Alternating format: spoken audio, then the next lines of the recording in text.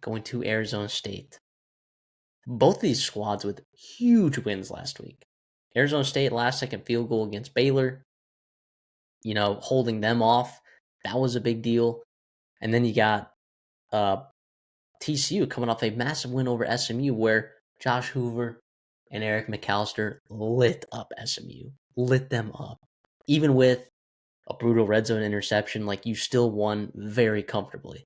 Defense looks a lot better. Second year under Andy Avalos. I like what I'm seeing from them a lot. In Arizona State, after that loss to Mississippi State, I think like Mississippi State might be good. I mean, they're a touchdown underdog to Tennessee at home, and Tennessee looks like one of the better teams in the country right now. Uh, Despite the last couple minutes of that fourth quarter against Georgia that you saw, boy, I mean, yeah, Arizona State's not out for the count at all, and TCU seems to be playing very high level football, and everyone's already kind of ridden Texas Tech as like this Big 12 championship winner. When the reality is, like, we don't know how the rest of the season is going to go health wise for any of these teams. For all these teams know, they're both in it. They're both in it with no conference losses. Yeah, this is a big time spot here. You talked about the big wins each of their respective teams got. Their quarterbacks are first of all fantastic. These teams rely on their quarterbacks, I think, more than most of the teams in college football, especially within the Big 12. The usage rate that they get is first of all impressive, but also like really dependent on them playing big time games. Like Sam Leavitt touched the ball 47 times, like 32 attempts, 15 carries. Last week, Hoover had 48 combined attempts, passing and rushing. So, like I said, like a lot is put on the burden of these guys there. But I like TCU's defense, man, a little bit more than I think I have in the past. And you talked about a little bit with the coaching staff getting their foot in the door with Avalos. Kevin Jennings and SMU, like it's a good football team there. Harden, Chris Johnson, they got some very talented receivers as well. And they looked good, albeit it was at home, so that was big, obviously, for them down in Fort Worth. But you're on the road here at Arizona State. Weird things happen there, I feel like, on Friday nights. Um, Arizona State, Malik Brown has been a guy that's been super impressive. He's a big-time transfer a couple years ago from USC.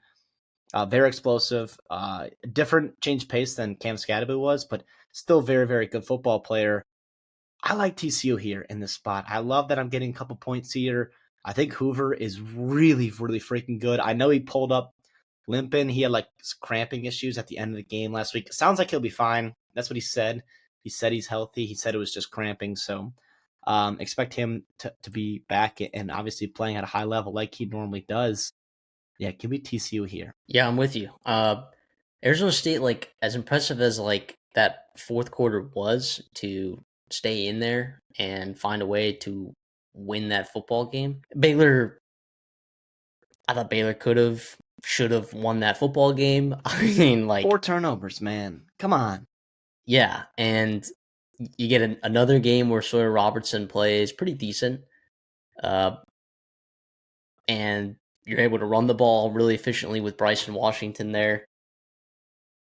I think like I just still don't know if Arizona State has the personnel defensively to do exactly what Brian Ward wants to do this year. The thing is though, it's like I said that last year, right? And as the season progressed, after those first 4 or 5 weeks, you just saw Brian Ward open up his bag and his team bought into their process. And you just saw them be opportunistic and create the turnovers, that they were able to force against Baylor. I'm with you. I like TCU in this spot.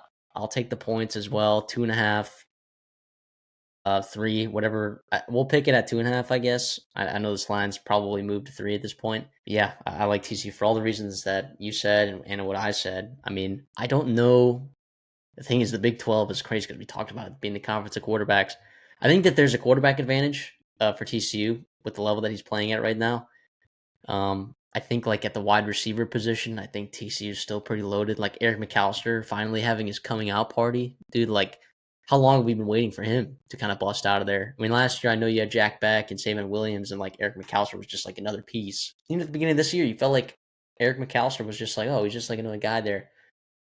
Yeah, if we see that Eric McAllister the rest of the season, And this isn't even a slight on like Jordan Tyson, because Jordan Tyson's like probably the best draft eligible wide receiver in college football right now. And but yeah, Eric McAllister, the way, at least the level that he played at last week, it was high level wide receiver play. Maybe not to the level Jordan Tyson's at, but it was a dang good piece of work that he put in there for TCU. So this is going to come down to, like, do not turn the ball over TCU. I know Josh Hoover's done a good job taking care of that football, and find ways to get off the field on third down. I know Andy Avalos has done a good job of doing that, but keep that up. It's never easy to go on the road in the Big 12 and win a football game, but here we are, both you and I taking TCU plus 2.5.